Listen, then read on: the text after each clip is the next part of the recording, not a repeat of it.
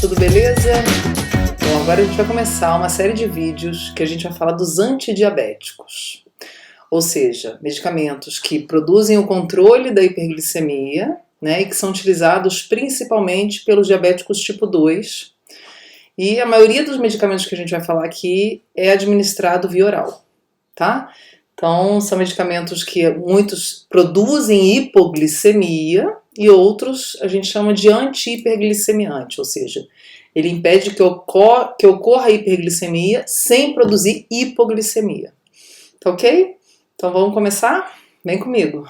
Vamos falar aqui de uma maneira primeiramente geral a respeito desses medicamentos, tá? Então vou apresentar aqui os que existem atualmente, né, que estão disponíveis aí para o tratamento do diabetes. Eles vão ser utilizados principalmente por diabéticos tipo 2, né, já que os diabéticos tipo 1 eles dependem basicamente da insulina. Não que eles não usem alguns desses que a gente vai falar aqui, muitas vezes eles utilizam também.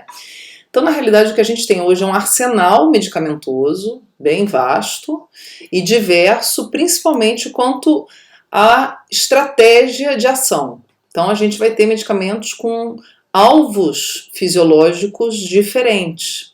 E aí isso é muito interessante, por quê? Porque você acaba podendo fazer associações entre esses medicamentos. Então o que a gente vai ver é que a maioria dos indivíduos com diabetes, tipo 2 principalmente, depois de um certo tempo de doença, um medicamento sozinho, quer dizer, usar uma estratégia, às vezes não vai produzir um efeito satisfatório, né, de controle glicêmico. Então, muitas vezes você pode fazer associações com medicamentos que vão atuar em alvos diferentes no organismo. E isso vai produzir um controle glicêmico melhor, tá? Então, é muito individualizado isso, né? Vai depender de cada indivíduo e de alguns fatores individuais mesmo. Então, vamos falar de alguns desses medicamentos aqui, de uma maneira primeiro geral, e depois a gente vai falar de cada um deles, tá bom? Então é o seguinte, gente, então a gente sabe que as estratégias são várias, mas o objetivo é um só, que é o quê? Impedir que ocorram episódios de hiperglicemia, né? Então a hiperglicemia é o objetivo final, é o resultado que se busca com esses medicamentos, né? Com esses fármacos. E aí a gente vai ter diversas estratégias, diversos caminhos para chegar nesse mesmo objetivo, tá? Então é o seguinte, o primeiro deles é aumentar a secreção da insulina. Então a gente sabe que os diabéticos tipo 2, eles inicialmente começam a desenvolver a doença porque eles começam a ter uma redução dessa secreção. Então nada mais óbvio, vamos pensar num medicamento que produza um aumento dessa secreção. Quer dizer, que sirva como estímulo para quem? Para as células beta pancreáticas, tá? Então a gente vai ter medicamentos que atuam através desta estratégia. E a gente chama eles de secretagogos de insulina. Tá? Então a gente vai ter basicamente, gente, duas classes de medicamentos que atuam nas células beta, ou seja, lá está o alvo desses medicamentos e lá elas vão produzir um efeito que é de estimular a secreção de insulina. Então, secretagogos de insulina, a gente vai ter a classe mais antiga de antidiabético oral, que é a classe das sulfonilureias, tá? A gente vai falar delas, e a gente vai ter as glinidas, tá ok? Então, essas duas classes aí vão ser os primeiros medicamentos orais que a gente vai abordar aqui. Então, eles estimulam a secreção da insulina. Uma outra estratégia, gente, é diminuir a chamada produção endógena de glicose. Lembram? A PEG, né?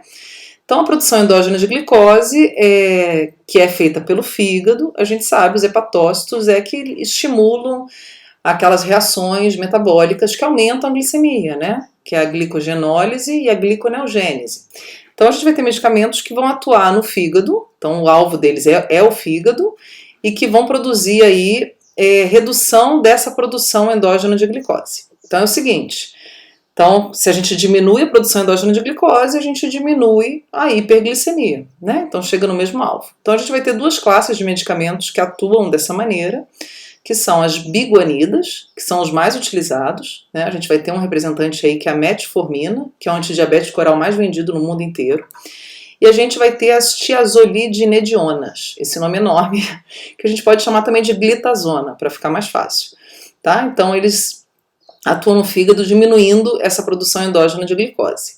Bom, além desse alvo, esses medicamentos, né, biguanidas e tiazolidinedionas, também atuam no tecido muscular esquelético e no tecido adiposo, ou seja, tá vendo, nos tecidos onde a gente tem a ação da insulina, né? E diminuem a resistência desses tecidos à ação da insulina. Então a gente também considera esses medicamentos como sensibilizadores da insulina, tá? Porque eles aumentam a sensibilidade do tecido à ação da insulina. E aí o que acontece? São medicamentos que muitas vezes dependem da presença da insulina para funcionarem bem. E aí, por isso, eles têm um baixo potencial de produzir hipoglicemia. A gente vai ver tudo isso. A gente vai falar bem deles, em detalhes. Então, a gente sabe que se a gente reduz a resistência à insulina, os tecidos captam mais glicose e isso contribui com redução de hiperglicemia, tá?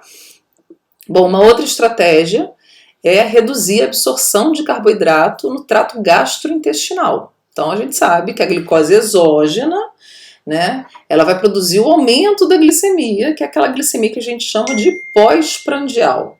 Então, se a gente diminui a entrada desses açúcares no organismo, a gente pode produzir uma melhora dessa glicemia, principalmente pós-prandial, né? Que vai ser derivada dessa glicose exógena. Então, a gente vai ter medicamentos que vão atuar nesse sentido. Então, se a gente diminui a entrada de carboidrato, né, absorção de glicose, a gente vai ter uma redução da hiperglicemia.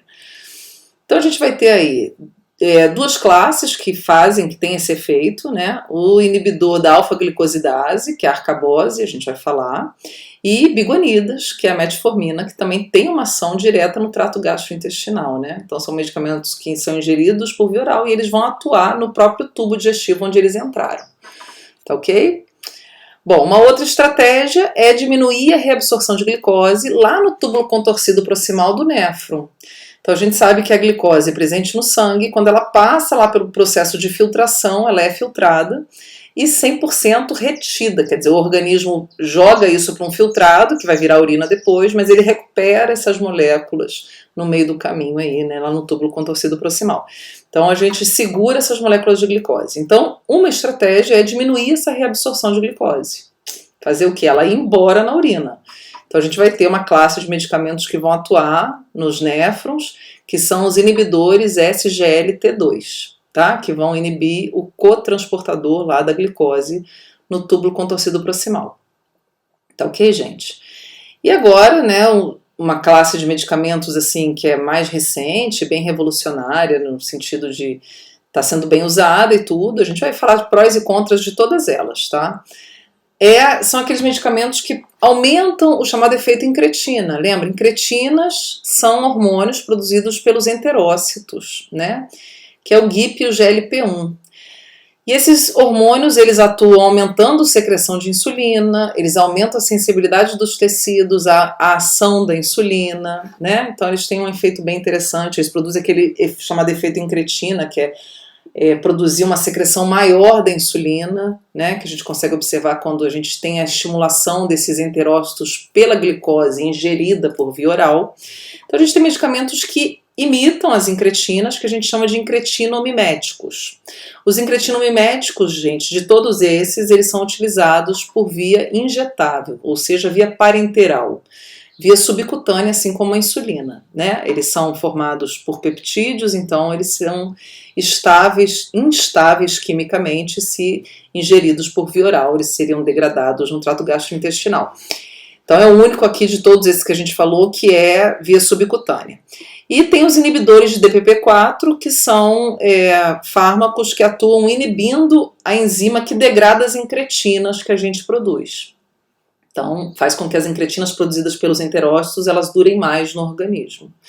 E aí a gente sabe, se aumenta o efeito incretina, a gente vai aumentar a insulina, tanto secreção quanto ação, e isso vai contribuir para a redução da hiperglicemia. Tá ok, gente? Então, tá vendo? São várias estratégias, né, que a gente tem, que vão contribuir. E aí, muitas vezes, é o que eu comentei com vocês, a gente tem mais sucesso no controle glicêmico quando existem associações. Então a gente vai comentar isso, quando associa, por exemplo, secretagogos, né, substâncias que aumentam a secreção, com substâncias que aumentam a sensibilidade. Então você tem uma que aumenta a insulina e a outra que aumenta a sensibilidade no tecido à insulina. Tá? Então a gente tem muitas vezes associações desses medicamentos. Tá ok? Terapêutica, né, de combinação de medicamento, combinada. Bom, gente, E, claro, esses tratamentos que a gente está falando, eles têm como objetivo principal fazer o controle glicêmico. Então, a gente tem as metas, né? As metas laboratoriais no tratamento do DM2. Então, as glicemias, normalmente o indivíduo que é diabético faz controle glicêmico com medicamentos, ele tem que ter a sua glicemia monitorada, né? Em casa e também de maneira rotineira, através de coleta de sangue em laboratório, né? Bom, então a gente vai ter, olha só, as metas chamadas terapêuticas, né, que seriam, assim, os níveis ideais, e a gente tem os níveis toleráveis, né? Qual é a diferença, né? Até outro dia teve uma aluna que me perguntou isso e eu achei muito interessante, porque realmente, né, qual que é a diferença do nível ideal para o nível tolerável? O ideal, gente, é aquele que está longe de problema, né? Então você tem aquela dosagem perfeita e você ainda tem uma janela, vamos dizer, para dar uma abusada, entendeu? Para subir um pouquinho. O tolerável é aquele que não produz problema, mas ele está muito perto do problema, entendeu? É o limite. Então o ideal é o ideal, né? Mas o tolerável dá para aguentar, mas está perto de ter problema com ele. Então é o seguinte, olha só, a hemoglobina glicada, né, a gente tem as metas terapêuticas e normalmente a hemoglobina glicada é a nossa principal referência para manutenção glicêmica, para saber se o tratamento está legal, né, tá bom ou não. Porque daí se não estiver fazendo correções desses parâmetros glicêmicos, tem que fazer substituição de medicamento ou associar mais um, enfim, tem que rever todo o protocolo terapêutico, né. Então é o seguinte, então em adultos, né, as metas terapêuticas para hemoglobina glicada ficam em torno de 7%, tá? Em idosos já se aceita um pouco mais, porque fica mais difícil fazer o controle glicêmico em idosos, eles já têm uma falência pancreática maior, uma resistência maior à insulina, enfim. Então, a meta já tá bom entre 7,5 e 8,5, tá? Esses dados aqui, eles são da Associação Americana de Diabetes, né, de 2014. Então, essas são as metas com relação à hemoglobina glicada, né? O que é tolerável com relação a ela, gente? Aí você vai individualizar. A gente precisa saber a duração do diabetes, porque quanto mais tempo de diabetes o indivíduo tem, mais difícil é alcançar uma meta ideal, vamos dizer assim.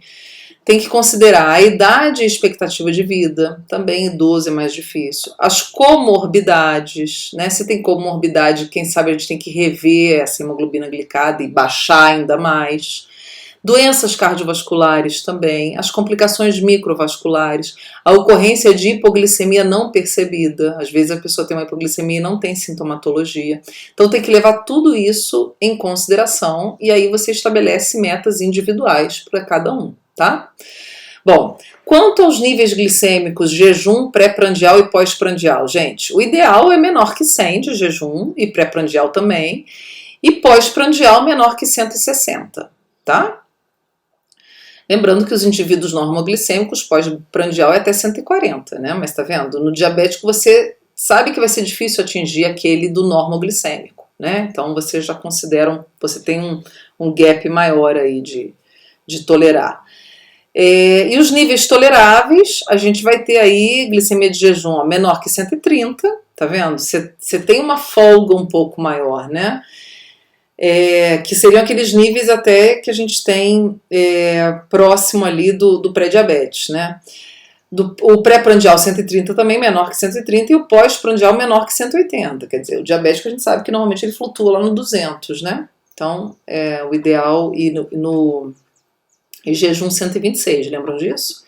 Então, acima de 126 a gente considera. Então, são os níveis ditos toleráveis. São os ideais? Não são os ideais, mas é isso que eu tô falando para vocês. Mas é aquele que não vai produzir problemas, assim, né? Mas o legal é jogar para aqueles níveis ideais. Tá ok, gente? Então, toda a terapia que a gente vai falar, né, a comprovação da eficácia dela tá em torno de como que ela mexe com esses valores de glicemia, tanto a hemoglobina glicada quanto principalmente a glicemia de jejum, a gente vai ter como um parâmetro maior, tá ok? Bom, gente, então era isso que eu tinha para falar para vocês nessa primeira aulinha sobre antidiabéticos. E aí no próximo vídeo a gente volta aqui para começar a falar de secretagogos de insulina, que vai ser o primeiro grupo de medicamentos, né, que a gente vai abordar. Então a gente se vê no próximo vídeo. Até mais!